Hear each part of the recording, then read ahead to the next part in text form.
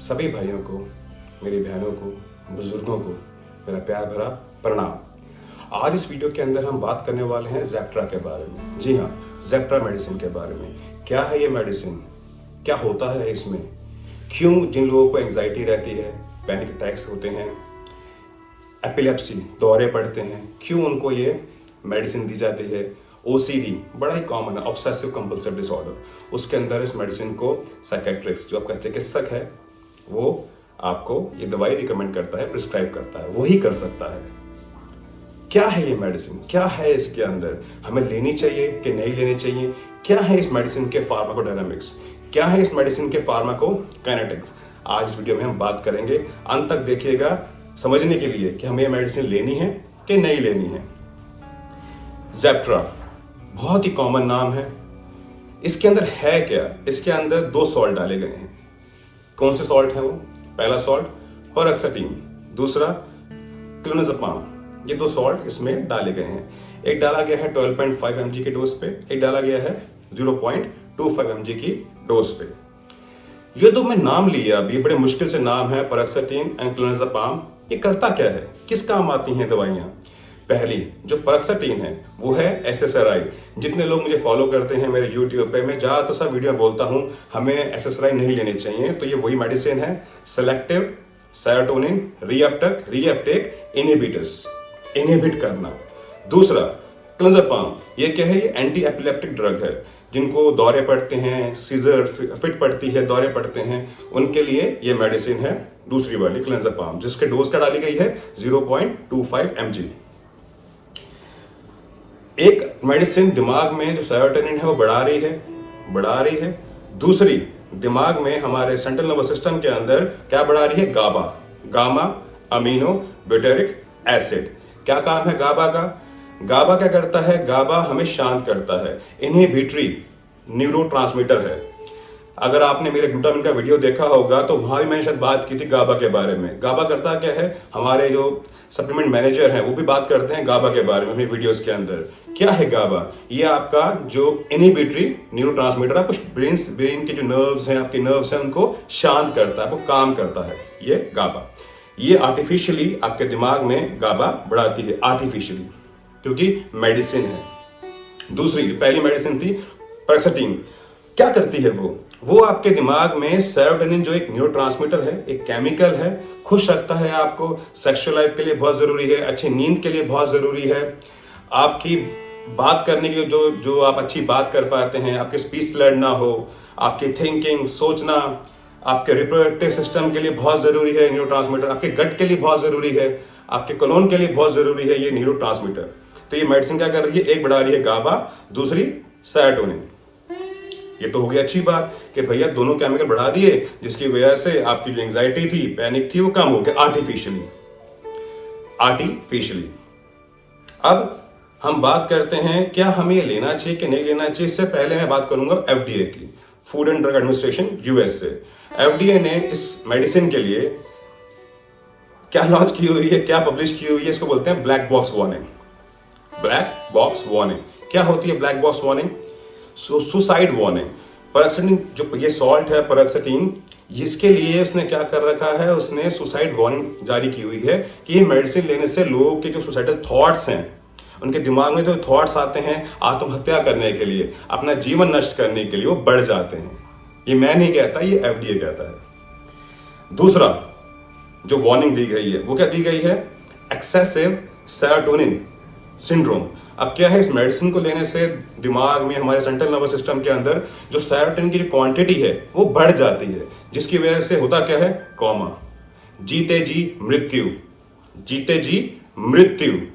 Comma के बड़ा common चीज है। जितने लोग मेरी ऑडियंस देख रहे हैं, अगर आप चाहते हैं मैं वीडियो बनाऊं कॉमा के ऊपर भी, आई कैन मेक इट, लेकिन इस वीडियो में इससे बात करूं, कॉमा जीते जी मृत्यु है। हेलुसिनेशन होती है, गुस्सा आता है, एजिटेशन होती है, सोचने में तकलीफ होती है, आदमी सोच नहीं पा रहा है, खुश नहीं रह पा रहा है, परेशान रहता है, उसके जो पेनिस इरेक्शन है वो खत्म हो गया, स्पर्म काउंट कम हो गए, ऐसे एक्सेट्रा एक्सेट्रा। इसके लिए और क्या वार्निंग है? इसके लिए जो बड़ी ही खतरनाक वार्निंग है, जिसके लिए आप मेडिसिन ले रहे हैं, उसको बोलते हैं वर्सन, भैया आपके डिप्रेशन को उसने और वर्स कर दिया, बुरा कर दिया, आपके डिप्रेशन को और बढ़ा दिया। इसके लिए वार्निंग दी गई है। तो मैंने क्या बात किया? सुसाइड का। मैंने क्या बात किया? डिप्रेशन का। मैंने क्या बात किया? आपके सेरोटोनिन को बढ़ा देती है। सब वार्निंग्स हैं। चौथी वार्निंग, जब आप इस ट्रीटमेंट को स्टॉप करते हो तो क्या बोलता है? वो बोलते हैं जब इस ट्रीटमेंट को स्टॉप हुआ तो जो बाउंस बैक है, बाउंस बैक आपकी तकलीफों का, इसको आप एकदम से नहीं छोड़ सकते। आप छोड़िए slowly slowly, otherwise bounce back होगा। एंग्जाइटी जो जिस सिम्टम्स के लिए आपने मेडिसिन ली थी वो सारे के सारे बाउंस बैक कर जाएंगे। भाई वेरी गुड। बाउंस बैक के लिए तो क्या ही कहा जाए। और सिर्फ एक बात बोलूंगा यहाँ पे, मुझे कबीर जी का दोहा आता है यार, चिंता ऐसी डाकनी काट कलेजा खाए, वैद्य बेचारा क्या करे, कहाँ तक दवा लगाए।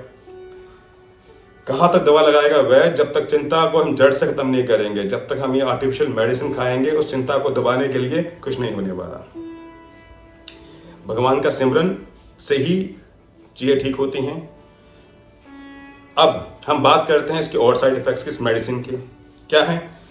पेट खराब होना, सोच ना पाना, कॉन्स्टिपेशन, गट का खराब होना, प्रीमेच्योर इजैकुलेशन, मेंस्ट्रुअल प्रॉब्लम लड़कियों को, एक्सेट्रा, नोजिया, वॉमिटिंग, हेडेक, और पता नहीं कितनी ही साइड इफेक्ट्स हैं इस मेडिसिन के, जो मैंने आपको अभी तो कुछ गिनवाए हैं, और जिसमें प्रीमेच्योर इजैकुलेशन भी है। क्योंकि मैं इसलिए बोल रहा हूँ बार बार प्रीमेच्योर इजैकुलेशन, जितने क्लाइंट्स जो हमें फोन करते हैं, मुझसे बात करते हैं, उनको सेक्सुअल दिक्कत बहुत आ रही होती है। क्यों आ रही होती है?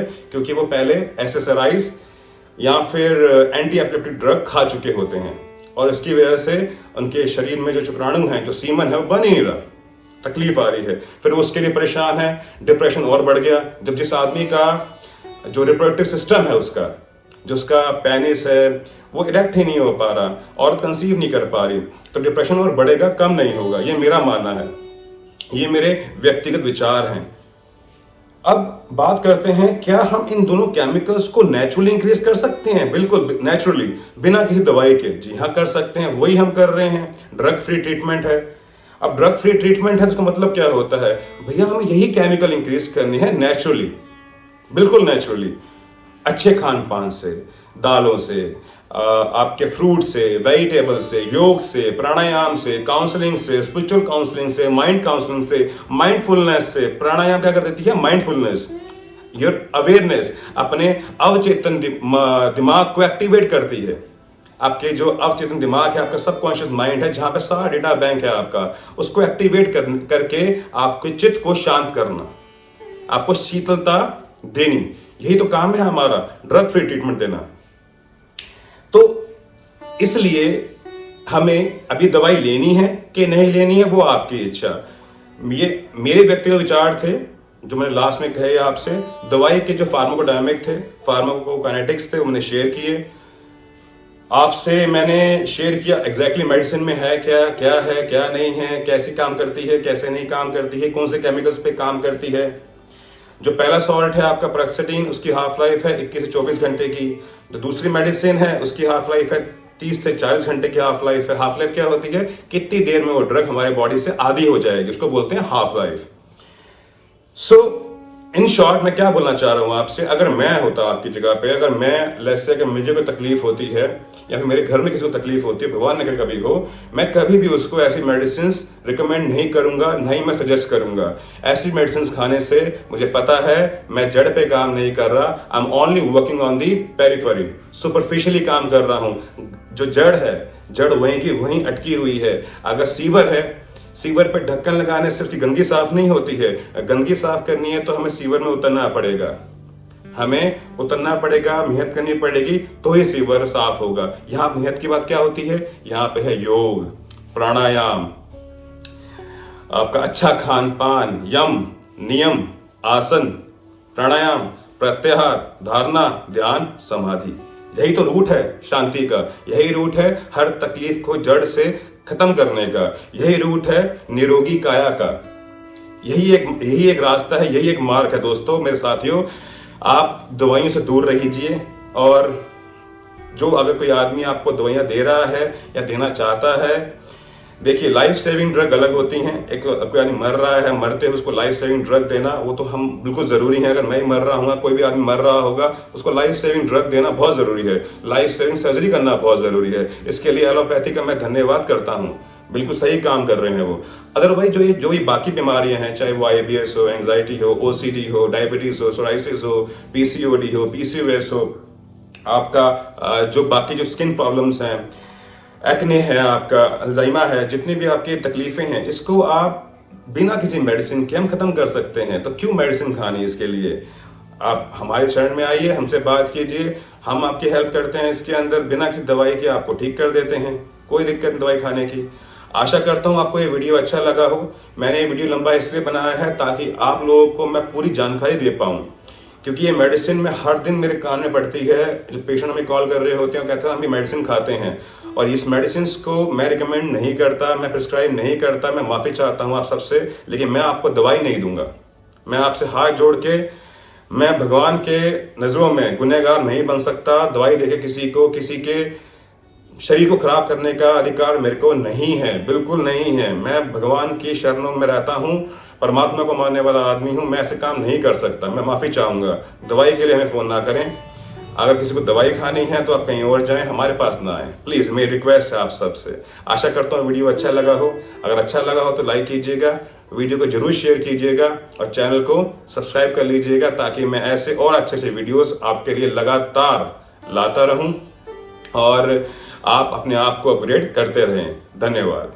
आप सभी को मेरे हृदय की गहराइयों से कोटि कोटि प्रणाम।